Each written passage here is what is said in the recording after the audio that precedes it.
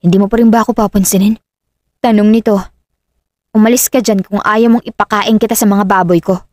Masungit niyang sabi. Ngumuso si Leo at bumuntong hininga.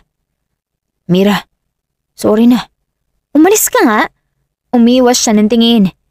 Ginawa ko lang naman yun para isipin ni Red na kaya ako tumakbo. May iba akong mahal. Ayokong malaman niya na umalis ako dahil hindi ko gusto ang babae para sa akin. At ayokong makarating kay mami. Paliwanag nito. Bakit ba kasi kailangan mo yun sabihin ha? Anong iisipin ng tao? Na may relasyon tayo? Na mahal natin ng isa't isa o ano? Gusto kita, Mira. Banayad na sabi ni Leo. Tila tumigil ang mundo niya sa mga sinabi ng binata sa kanya. Napaawang ang labi niya at nanlaki rin ang mga mata. Tinignan niya si Leo na nakatingin sa kanya. Masuyo at nakikiramdam.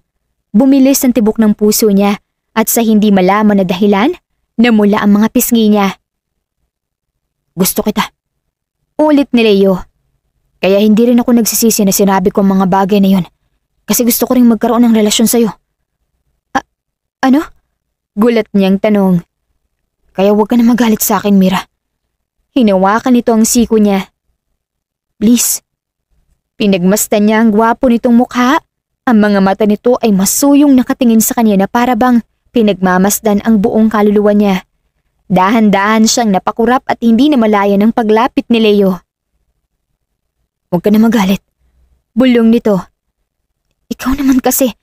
Mahina niyang bulong pabalik. Napabaliw ka na. Tumawa si Leo at hinaplos ang siko niya. Hayaan mo. Kikilalanin natin ang isa't isa, Mira.